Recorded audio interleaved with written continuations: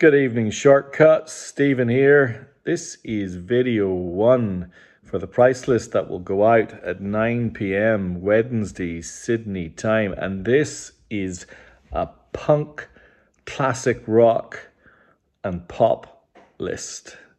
The jazz, soul and funk will follow thereafter.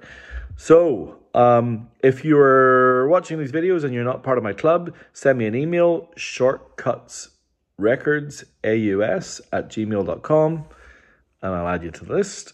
And yeah, as always, interesting list to go through. Lots of Shortcuts royalty on this list. So records that we all know and love that I'm just going to flick through because there's great records to have if you don't have them, and a few that are new.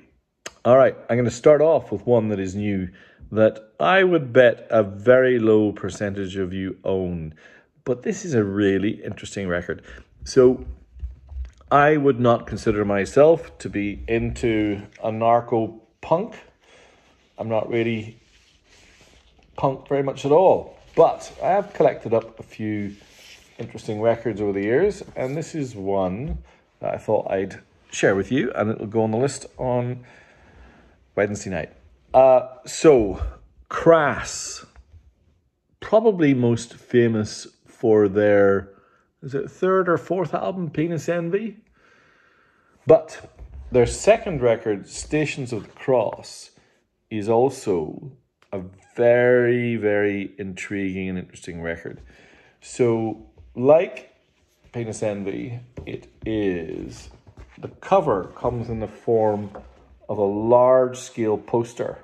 I'm not going to fold it out. It's massive, but I hope you get an idea of the scale. You can see here, Stations of the Cross, and then it says another 2-record set, because it was recorded in a day, 3 sides, 12 inches, 3 sides of a 12-inch. And then the 4th side of the second 12-inch is a live recording from 1979. But you can see here, Crass, Anarchy and Peace, and War Can Never Be Won, which I think is interesting in the times that we are in. This second record is a bit... look, they were never an audiophile band, but this record's a little bit more produced than the first and has some just mad songs. There's one in particular that caught my ear that was focused on Gary Bushell. So for those of you who are in the UK, Gary Bushell, when I was growing up, was this bearded kind of...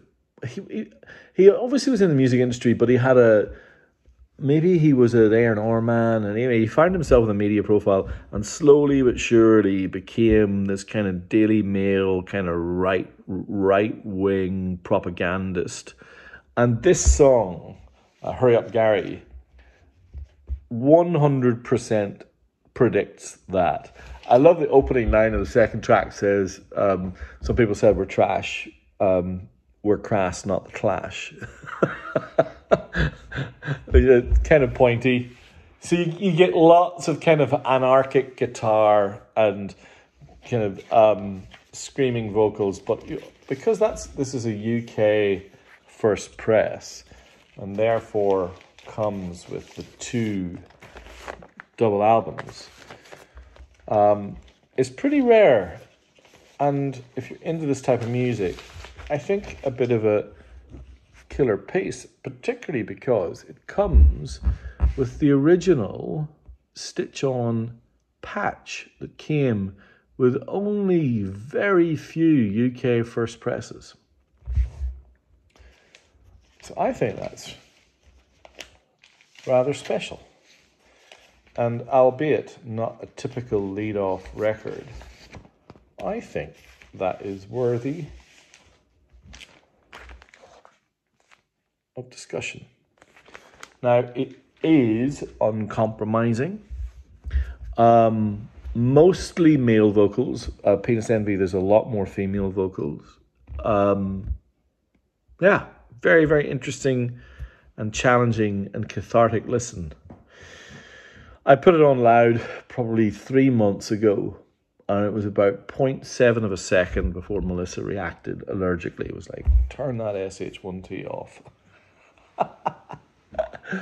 And because it's on a 12-inch, man, is it loud. All right, talking about loud bands. The Cult Sonic Temple. Now this is the Aussie first press on rare red vinyl. You don't see many of these around. It was a limited edition that was released at the time. You can see it here.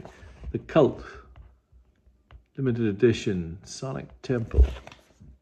Red colored vinyl. Bega 98X. In fantastic condition. And so the reason I put this right up the top of the list is I wanted to tell you a story, one of my favorite live moments in my gig going time here in Sydney. The Cult came and played, I'm pretty sure it was the Enmore, a while ago, at least 6 years ago. I think it was before the pandemic. And Ian Astbury is a very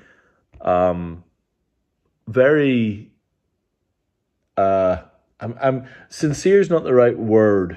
He's very serious about what he does to the point of it being kind of comical.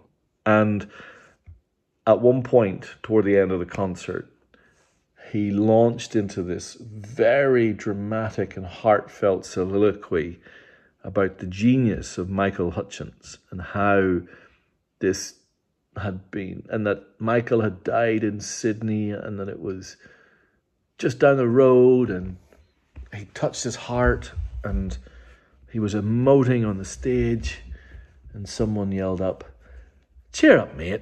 He's been dead for effing ages," which created a ripple of laughter through the crowd that I still enjoy to this day. And this record is silly, big, bonkers, silly, crazy guitar. Sun King, Firewoman, Edie, you know the business. Now, I much prefer this next band. And I love how the Japanese just continue to do special things with the Rolling Stones catalog. These Japanese-only releases are just super fun. So this one is like almost like a box set, except it's in this kind of thick, almost, I don't know how to describe this. It's got a kind of get a put-on sleeve. You can see it there, Maxi 20. Everything's in Japanese. I think it was released in, it gotta be 70, 71. The record itself sits inside this kind of red envelope. And it's an amazing compilation. I'm just going to read you the tracks. Tell Me, Get Off My Cloud, Painted Black, Susie Q, Heart of Stone, Honky Tonk Woman, Street Fighting Man, I Want to Be Your Man, Mother's Little Helper, Jumpin' Jack Flash, Time Is On My Side, Not Fade Away, Ruby Tuesday, Satisfaction, Come On, Lady Jane, and 2120, South Michigan Avenue. So you have this mix of kind of classic tracks, but also with mixes that I've not heard before. I suspect that they've used some alternate mixes, and some of it's described in this really cool kind of interior booklet that comes with this, with lyrics and photographs, as always. And such a weird mix too, because they take some really early stuff and then play it off against some of the later stuff. It's really fun. And, you know, these things are never expensive. It's pretty cheap. They just do.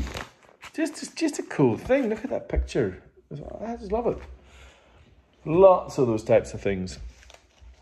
Before we move, actually, you know what? I'm going to talk about this one next. I spoke about this one last year. This is my favorite recent psych rock album. It's called 2020. The band are called Joe, DJO. The main protagonist in this band stars in Stranger Things. So he's multi-talented actor and producer. songwriter, singer, and guitar player. This was the Vinyl Me Please special press of this. Now, I had this up for sale last year, and the person who bought it changed their minds or went quiet, just didn't respond to messages. There's number 1131. Give this a listen. And the other thing is that this pressing is beautiful on the player. I should have brought mine out to show you. Absolutely beautiful on the player. And sounds spectacular. And it's a really cool record. Highly, highly recommended.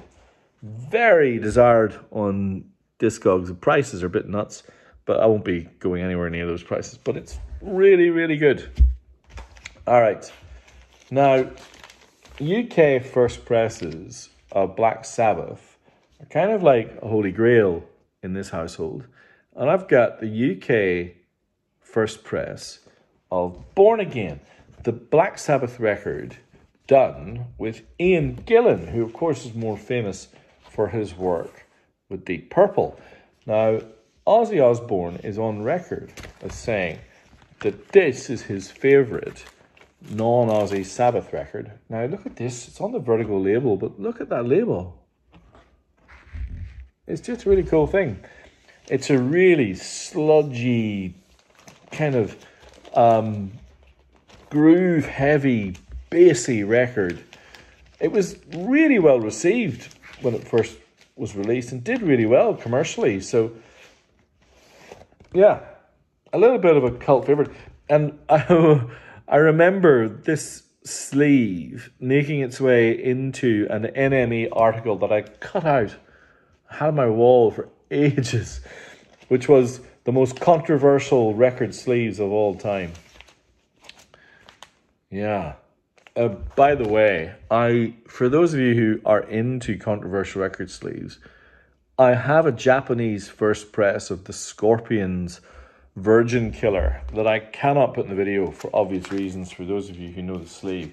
So if you have any Scorpion fans out there who are interested in that record, hit me up. All right, I've got a few kind of just classics that I'm just going to wind my way through. You're going to know pretty much all of these. Could possibly be my cult favorite 80s record. This is A Flock of Seagulls' debut album with the wonderful I Ran. But as you all know, when I mention this record, which I don't get very often because it's really expensive, the Japanese first press is really hard to find and stupidly expensive, especially in beautiful condition with an obi. But it's just great. And, you know, Space Age Love is... Oh, sorry, what's the full title? Space Age Love Song. That's the one on this that I just cannot get enough of. Anyway, Flock of Seagulls, Japanese first press. Brilliant. Another Japanese first press. This time, a record from 1975 that I completely adore. I'm going to show you all the accoutrements. This is Propaganda by Sparks. That's the inner that goes around the record. This is the really cool kind of insert. And of course, you've that fabulous sleeve of the two of them, the two brothers, tied up on the back of the boat, and on the flip side, tied up in the back of the car. I don't know what's going on. Just such a creative, fun, exploding with ideas record. This band kind of were going nowhere until they moved to London in the early 70s, and then boom, you know, 3 or 4 great records in a row. Don't Leave Me Alone with Her, Never Turn Your Back on Mother Earth, and my favorite, Something for the Girl with Everything. And this even comes with the sticker that came at the time. Sparks. Propaganda. How cool is that? Well, there you go. I often think of Sparks as being to my ears, a slightly more frenetic and intelligent Queen. They've got that operatic, nuts, full-on sound. I love it. Another first press. This time, this is ZZ Top's Fandango. You guys have heard me rave about this record before. The first side, live side, is fine. I think it's their 5th or 6th record. It is side 2, where the gold exists. It is killer after killer. Nasty Dogs and Funky Kings, followed by Blue Jean Blues, my favourite ZZ Top song, Balinese, Mexican Blackbird, Heard It on the X, finally Tush. What a side of music, and this Japanese first press absolutely annihilates any version of this I've ever heard. Don't listen to the Australian version, my God. It's even far, far better than the UK version as well. Love it. Another classic, Toto 4. Just so much fun. Such a fun record. Rosanna, and, you know, nothing will ever compete the lyrical genius of Africa and the plains of Kilimanjaro. For those of you, there's quite a few of you now who've picked up that Japanese first press, and I've heard nothing but rave reviews, so that's a lot of fun.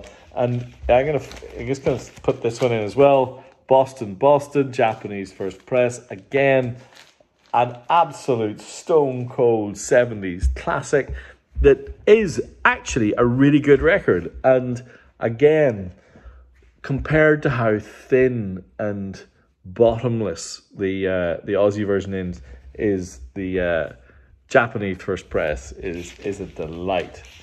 Couple more to go.